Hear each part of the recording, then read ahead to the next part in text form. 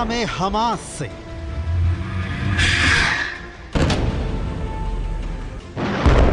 Lebanon में Hezbollah से, Yemen में हूथी विद्रोहियों से,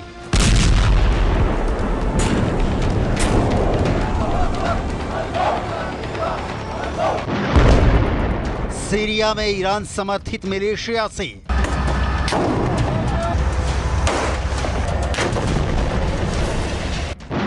इराक में ईरान समर्थित फोर्स से,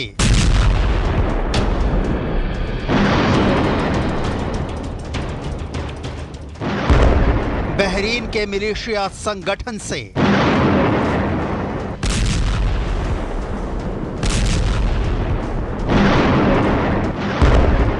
और अब नंबर 7 तुर्की से। इजराइल के पहले 6 फ्रंट एक्टिव थे, अब 7वां फ्रंट तुर्की भी खुलने जा रहा है। तुर्की ने ऐलानिया तौर पर इजराइल को दुश्मन देश मान लिया है।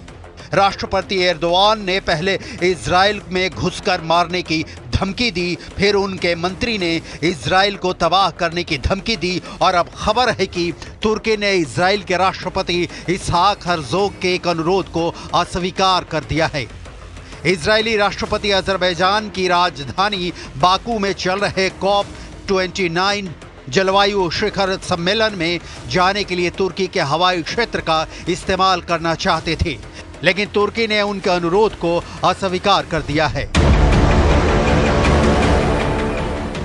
तुर्की इजराइल दुश्मनी की दरार पिछले साल जब इजराइल गाजा में घुसा उसी वक्त से चौड़ी होनी शुरू हो गई थी, जिसका हासिल अब नजर आ रहा है। इजराइल के राष्ट्रपति का सुरक्षा कारणों से बाकू जाना रद्द किया जा चुका है, लेकिन तुर्की के इस स्टैंड ने इजराइल को तुर्की को लेकर गंभीरता से सोचने पर मजबूर कर दिया है। सवाल है कि आखिर अचानक तुर्की को इजराइल से डर क्यों लगने लगा है? क्यों अपने आसमान से नहीं गुजरने दिया इजराइल के राष्ट्रपति का विमान? कल तक तुर्की गाजा में इजराइल के हमलों को लेकर विरोध कर रहा था और साथ ही इजराइल को तेल की सप्लाई कर रहा था। तब अचानक ऐसा क्या हुआ कि तुर्की ने इजराइल से सीधा पंगा ले लिया? तुर्की के राष्ट्रपति रेसेप ताय्यप एर्दोआन ने सऊदी अरब और अजरबैजान के दौरे के दौरान इजराइल से संबंध खत्म करने का ऐलान किया। एर्दोआन ने कहा, मेरे नेतृत्व में तुर्की गणराज्य की सरकार इजराइल के साथ किसी भी तरह का संबंध जारी नहीं रखेगी और हम अपने इस रुख पर आगे भी कायम रहेंगे। तुर्की और इजराइल के संबंध मुश्किलों से भरे रहे हैं।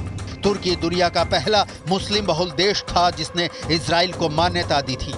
सवाल फिर वही, तो अचानक क्यों तुर्की ने इजराइल से अपने संबंध खत्म कर लिए? एर्दोआन के दिमाग में क्या चल रहा है? समझने के लिए आपको रियाद से आई ये तस्वीरें देखनी होंगी। रियाद में आयोजित इस सम्मेलन का नाम अरब इस्लामी शिखर सम्मेलन दिया गया था। रियाद में आयोजित इस कॉन्फ्रेंस में सिर्फ गाजा और लेबनान में चल रहे इजरायली हमले पर ही चर्चा हुई और इस शिखर सम्मेलन में तुर्की के राष्ट्रपति एर्दोआन भी हिस्सा लेने पहुंचे थे। सुनिए सम्मेलन के बाद इजराइल को लेकर क्या बयान दिया गया।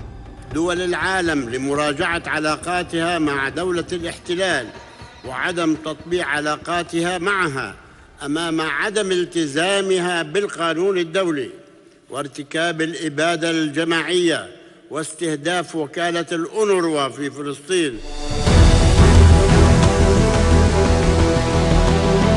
अरब इस्लामी शिखर सम्मेलन में सऊदी अरब के क्राउन प्रिंस ने इजराइल के हमलों को नरसंहार करार दिया। جدد المملكة إدانتها ورفضها القاطع للإبادة الجماعية التي ترتكبها إسرائيل بحق الشعب الفلسطيني الشقيق، وراح ضحاياها أكثر من 150 ألف من الشهداء والمصابين والمفقودين، معظمهم من النساء والأطفال. ونؤكد أن استمرار إسرائيل في جرائمها بحق الأبرياء والإمعان في انتهاك قدسية المسجد الأقصى المبارك والانتقاص من الدور المحوري للسلطة الوطنية الفلسطينية على كل الأراضي الفلسطينية من شأنها تقويض جهود الهادفة لحصول الشعب الفلسطيني على حقوقه المشروعة وإحلال السلام في المنطقة. पूरी दुनिया को मालूम है कि तुर्की की अर्थव्यवस्था की हालत ठीक नहीं है। इसलिए अर्दोआन अपने इलाके के देशों से रिश्ते गहरा रखना चाहते थे। उनके इस प्लान में इजराइल भी शामिल था। सितंबर में ही अर्दोआन ने न्यूयॉर्क में संयुक्त राष्ट्र की आम सभा में इजरायली प्रधानमंत्री बेन्यामिन नेतन्याहू से मुलाकात की थी और उन्हें अंकारा आने का न्योता भी दिया था। अर्दोआन चाहते थे कि वो इजराइल और हमास के बीच मध्यस्थ बने, न कि इजराइल को नाराज करें। अर्दोआन ने ऐसी ही कोशिश यूक्रेन और रूस के बीच ग्रेन कॉरिडोर डिप्लोमेसी के रूप में की थी और उन्हें कामयाबी भी मिली थी। लेकिन अचानक से एर्दोआन के बोल बदलने लगे। İsrail'in amacı Gazze'ye yerleşmek, Doğu Kudüs dahil olmak üzere Batı Şeria'daki Filistin varlığını yok etmek ve nihayetinde ilhak etmektir. Adım adım buraya doğru bir gidiş söz konusudur. Bir yandan acil ateşkes sağlanmasına odaklanırken, diğer yandan Gazze'ye insani yardımların ulaştırılması konusunda acil çözüm yolları bulmamız şarttır. Netanyahu और Erdogan के बीच तनातनी तो बहुत दिनों से चल रही थी और अब बात आर पार की जंग तक पहुंच गई है। तुर्की नेटो का मेंबर है और नेटो पर हमला करने का मतलब क्या होता है ये पूरी दुनिया जानती है। लिहाजा मामला बेहद बुरा फंस चुका है।